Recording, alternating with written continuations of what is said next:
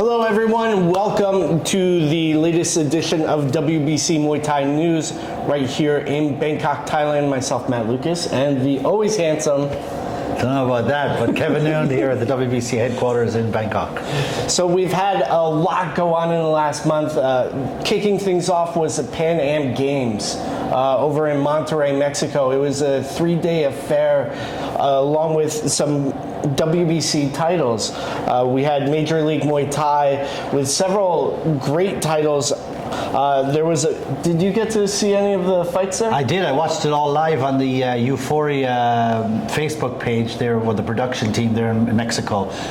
Really enjoyed the maturity of Selena Flores. She is the WBC Muay Thai Super Bantamweight World Champion, and I've followed her career in the last few years, but to see the maturity as a champion excel. She had a very tough opponent, Barbara Farzan. She was ranked number 7 in the world from Brazil.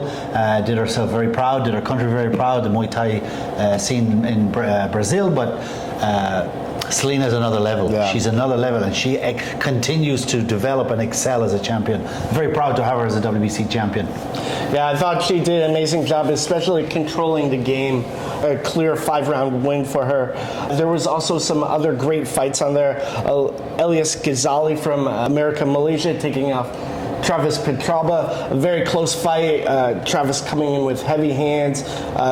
Ghazali has more of a sort of classic stadium style, which was really fun to watch. I don't know if you got to see it, but the one I liked the most was this Mexican athlete, Marcelo Pedros, for the Nueve Leon state title. He made his pro debut on the Major League Muay Thai show. I think this 17-year-old kid is going to be a star. Missed that fight, must get to watch it. Going back to Ghazali, young kid, fighter boy, what a factory he comes from there. Yeah. Janan and her husband, what a factory of a young fighters and potential global superstars they're making in that household. So a great showing at Major League Muay Thai's, and then of course the Pan Am Games, over 400 athletes there. It all got live streamed, so you can check it out on the YouTube. So great development there. We have the WBC Amazing Muay Thai Festival in Italy, which we'll talk about soon. But we also had 1774. Man, what? Zoe Pudera. Yeah. Okay, obviously all credit goes to Zoe. 3rd defense of her world title. She's a champion's champion, regularly defending her title, actually phenomenally regularly defending her title. But her opponent, Katie Rose Mitchell, what a fight. Split decision victory for the champion. She pushed her all the way to the end. It was a fantastic fight. If you want to check it out, you go to livecombatsports.com.au to watch the replay. An incredible show, but for me, the moment of the 1774 was the knockout elbow KO victory for Thailand's Wanchalerm versus the Cambodian fighter, and Wanchalerm saved our skin on social media considering all of the back and forth. So thank you, Wanchalerm. And 1774 was phenomenal. It was an incredible show. I watched it all again yesterday on replay. And what Aram and Michael and the team they're doing there in Sydney is quite outstanding. They also had a very good sort of regional title, Josh McCulloch versus Ibrahim Abu Saleh. That was for the super featherweight Australian title. That one was definitely contended for a long time. The two were sort of battling it out on social media, and then who's the best. So great to see that fight happen as well. Absolutely, yeah, absolutely. Then on the other side of Australia, one of the mainstays of Muay Thai these days was the Muay Thai Superseries. Kong Thailand versus Joe Ryan. This one, so good. Hosted by our dear friend, Mr. Gavin Fuller, aka Comb Over. Gavin, what a show. Thank you very much, Nicola. What a show. Kong Thailand versus Joe Ryan did not disappoint. I have watched it twice in the last 48 hours. A phenomenal fight. Kong Thailand edged it. I won't say more intelligent in the fight. I think more I think he threw caution to the wind in terms of he had the crowd, he had no travel. I'm not making excuses for Joe Ryan or anything. It was one of those fights when you watch it, it was almost a throwback to an old stadium title fight at the old Lumpini Stadium. It was just to watch it and understand again. livecombatsports.com.au. It's not a plug for them, but it's just where they watch all those fights. Great fight, Joe Ryan, great champion. He's coming off 2 losses now in a row. A very contentious loss to Pet Morakot. Joe won at Raja Damnan Stadium. This time he didn't get the win. Kong Thailand deservedly got the win. Very close fight, but great judging again by the judges in Western Australia. Got to give credit to David Turong and all the team working with Muay Thai Superseries in Australia. Great work by the team of ring officials. Great development, education, skill level in terms of competence in the mental computer for judging, refereeing. Fantastic work. Big shout out to them. Neve Kinahan. Yeah. Woo. She's I saw something on the internet yesterday. She's the baddest woman in the sport of Muay Thai. There's probably 1 or 2 others who could rightfully, Kim Townsend, people like that, but Neve is incredible. She's a phenomenal fighter. Frankie Hutter's credit to him in terms of course, it's her who does the work in the ring, but Frankie's the one who nurtures her skills.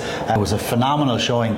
And Caitlin Tucker, an appreciation, 2 words for you, an incredible fighter.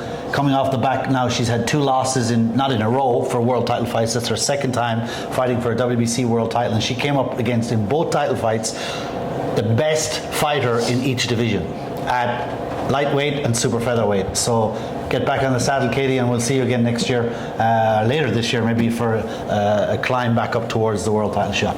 You know, these title shots are always good for the athletes as well. You learn so much from being in the ring, win or lose. I think it not only develops an athlete, it develops a sport. So hats off to both of them. Over at Hardcore Promotions in Melbourne, we also had a few state titles. Great to see the team there cracking away. They had the great tournament earlier this year, the Muay Ying, for what was it, $20,000? Yeah, and Katie Rose Mitchell, who fought Zoe Pruitt, she came away with that victory in the 8-woman tournament, which allowed her then to get the world title shot. Big shout out again to Mark Kelsey, Hardcore Muay Thai in Melbourne. Mark the Madman Kelsey, what a fantastic ambassador he is for the WBC in the state of Victoria in Melbourne, doing phenomenal work at Hardcore Muay Thai, and long may it continue. And along with the action over in Australia, we've also been documenting the action here in Bangkok, and then Thailand recently released the WBC Muay Thai documentary. It's about 20-30 minutes, a great historical perspective with Yatsen Clyde, Matthew Dean, some other legends. Can you tell us a little bit about how that got put together and what the thought was on it? Sure. Last year we celebrated 20 years since the inception of the WBC Muay Thai. Actually, the idea for the WBC Muay Thai came in 2001 when the late Don Jose Suleiman, who was the president of the World Boxing Council and WBC Muay Thai president, Police General Kovid Bakhtiboom, they had a private audience with the late, great King Rama IX in 2001 in Hua Hin. Inspired from that meeting, the inspiration for the WBC Muay Thai came when they left that meeting. They were so inspired by meeting the late King, that over the next 2 to 3 years they came up with all these ideas how to, and then 2004 in Phuket at the WBC convention, WBC Muay Thai was born, signed into inception, and then in 2005 the first ever title fight took place in Hong Kong. So we celebrated 20 years last year of the WBC Muay Thai, and we created the documentary with the great team from Barsai Film Productions here in Thailand. It was a great production. We had, as you mentioned, all the story champions. You saw Sanchai, and it was just so. Yeah. I had hairs on the. I don't have hair on my head, but hairs on the arms standing up when I watched Sanchai being interviewed and talking about how proud he was to be a WBC Diamond champion. And you can check it out on the WBC Muay Thai official YouTube channel. It's a fascinating documentary featuring Sylvie, Mehdi, Youssef Bouganim, many people.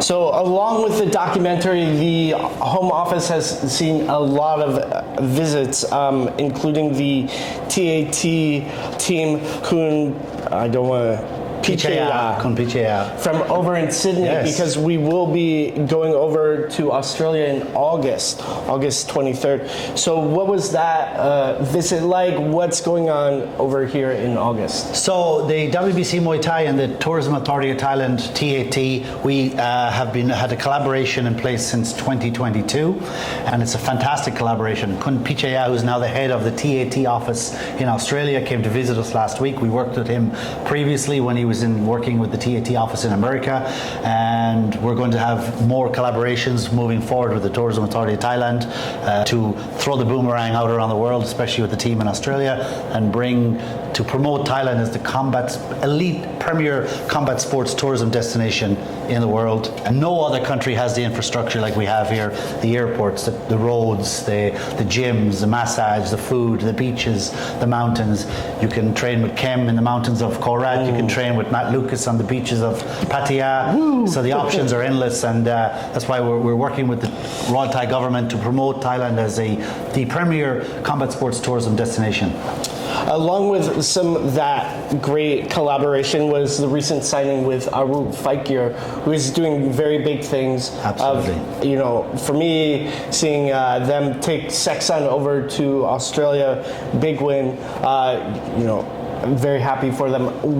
Can you tell us a little bit more about the collaboration with WBC and Arwut? Yes, we were introduced to Bond, the owner of Arwut Fightwear, by a good friend Aram Diaz in Sydney, and we realized that we need to expand more organic collaborations, and we visited the Arwut Fight Factory in Samut Prakan, just south of Bangkok, and it's a very interesting ecosystem he has built there in only 3 years, and we liked the way that he supports the fighters like Yutsan Klai, Sexan, many other fighters, Chad Collins in Australia. So we signed a collaboration agreement, and it's working very well so far.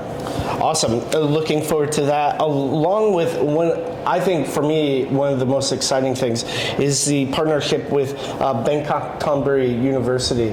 It's part of the Safe Muay Thai program, correct? Yes. So Bangkok Thonburi University is a privately owned university with over 10,000 students just west of Bangkok, about 2 miles as the crow flies, whatever that means.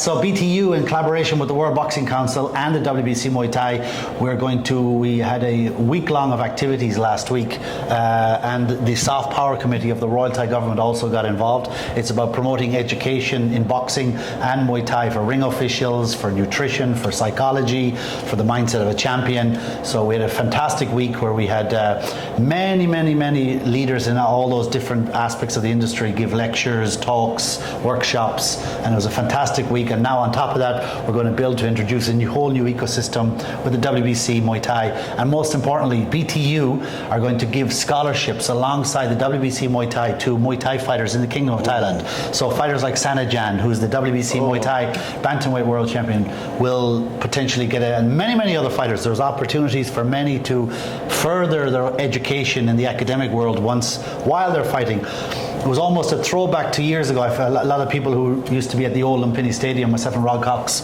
were there regularly every week, and there was a university here in Thailand called Mor Rattabandit, and the owner of Mor Rattabandit used to attend events, and he sponsored Panpayak Chikmon Nong, Sangmani, where they did scholarship. They did their university courses at the night time and weekends while they were fighting at the elite stadiums. So at the end of their career, they had a degree to fall back on to further their life, I guess, for want of a better term. Yeah, I think that sort of development for the athletes really helps, because in my experience, when the athletes are educated and have business minds, they stay in the sport and are able to build it further. We also had the visit from Patrick Rivera, Peter Weiss over in Germany, and it looks like we're expanding into Korea. We are definitely expanding into Korea. The team there, Hang So and the guys, are doing great work in Korea, but globally, the footprint of the WBC Muay Thai is just, continues to expand exponentially. It's incredible because people see the work that the WBC Muay Thai is doing. Not any individual, not Matt Lucas, not Kevin Noone, not the light there, but the work that everyone is doing, and they want to join. It's a revolution, but we're just happy to be part of promoting the sport of Muay Thai globally, from Thailand to the world, back to the Kingdom of Thailand, to create more opportunities for everyone in the industry to prosper. And of course, one of the massive projects for the year is the Amazing Muay Thai Festival Masterclass. We have Hong Kong lined up, Portugal, some other places. What's going on with that? Can you give us a little bit of an update? Surely. The Amazing Muay Thai Masterclass is a project by the Royal Thai government to promote Muay Thai sport and culture globally. Last year we had a phenomenal run where we did 7 countries. Matt, you were a great part of that tour. This year we're starting on March 29 in Hong Kong. It's already sold out. Then we move on to London, then Portugal, then Australia, Sydney to be specific, Berlin, Madrid, and then there's another team working alongside us, our team. They're doing Brazil, they're doing New York, they're doing Glasgow, and I believe the Netherlands. That's very, very good. And along with that world tour is the festival in Italy. This is late June. Registration is open. Yes, sir. I think this is going to be amazing. No pun intended. The Amazing Muay Thai World Festival, it's in its 3rd inception. Year 1 was in Hua Hin, then Venice, Bangkok last year, and this is the 3rd year. Hua Hin and Venice were in the same year. We had 585 fighters last year in the festival in Lumpini. This year we're on target to hit 700 to 800 fighters. The Amazing Muay Thai World Festival is not just about fighting, it's about everything, sport and culture. And we've great support from the Thai government in Tourism Authority of Thailand, Soft Power Committee, because they see what we're doing. This is not a business. This is for the people in the sport. This is for the fighters, for the athletes, for everyone, to promote Muay Thai sport and culture. It's going to be an incredible week. They're building an incredible village, an outdoor lifestyle village next to the arena in Verona. We're also going to have the opening ceremony in the 2,500-year-old Colosseum where the gladiators used to fight. The opening ceremony will be in. We have a great cooperation with the municipality in Verona, the mayor of Verona, and many entities in Verona. So it's going to be June 25 to 29. It's going to be a week. It's going to be the greatest gathering of this year, I believe, for the Muay Thai industry outside of the Kingdom of Thailand. Yeah, I'm really excited. I've already seen a lot of people ramping up for it.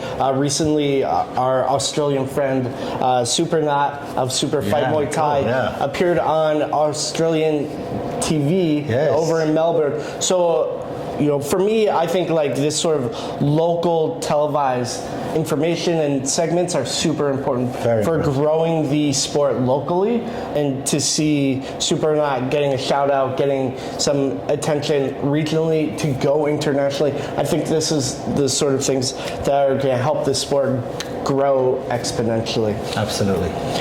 Speaking of exponential growth, we would not be here without some of our Hall of Famers.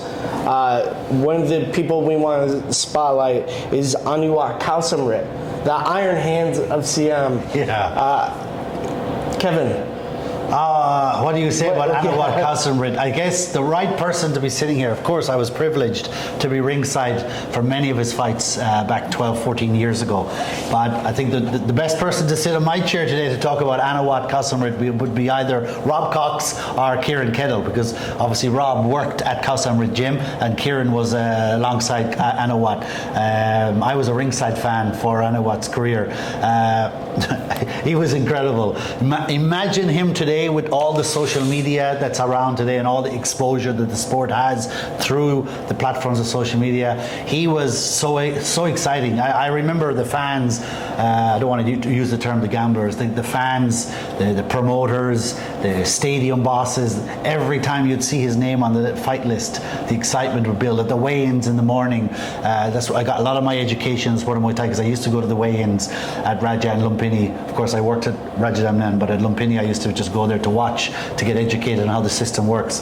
But Anuwat Kaewsamrit, we inducted him, WBC Muay Thai inducted him into the WBC Muay Thai Hall of Fame in 2020, and he's living the quiet life now in the south of Thailand, and maybe this year we can bring him on the Amazing Muay Thai World Masterclass World Tour. It'd be phenomenal to see him share his incredible skills with the world.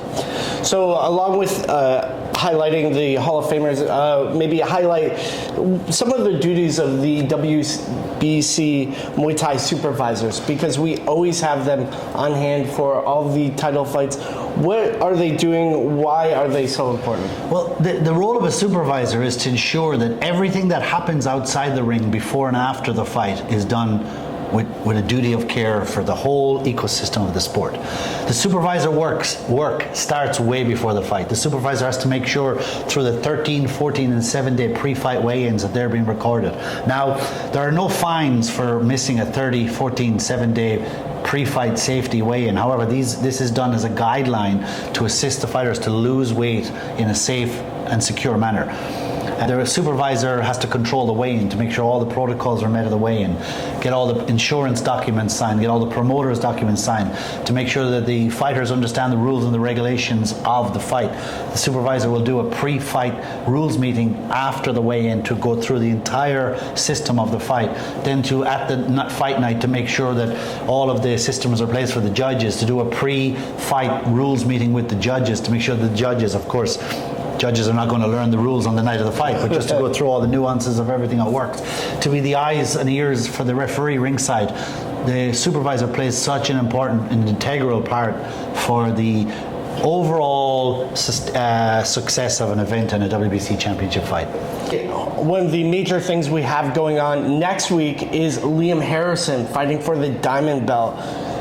Kevin, you've seen Liam over the years. This is going to be a massive fight. What can you tell us about this bout?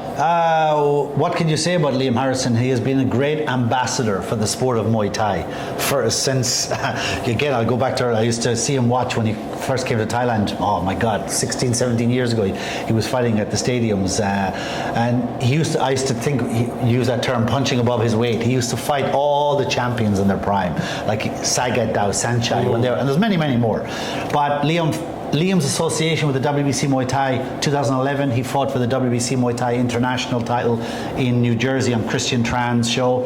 He beat Justin Gregowitz. I was at that fight. 2014, he beat then reigning champion Mehdi Zatut, became a WBC Muay Thai world champion. 2019, he became a WBC ambassador, and he said he always wanted that one last accolade, the coveted, prestigious WBC Muay Thai Diamond Championship. We've only ever had 10 Diamond champions in the history of the WBC Muay Thai. Buakaw, Sanchai, Pet Morkut, Singdam, so many great, Yusuf Buganim to spring to mind out of the 10. And next week he fights former WBC World Champion Isaac Araya, who's going to be no walkover. Yeah. It's a very interesting matchup. It headlines next week's Hitman Fight League in Manchester, England, March 8th. I believe the show, I know the show was sold out.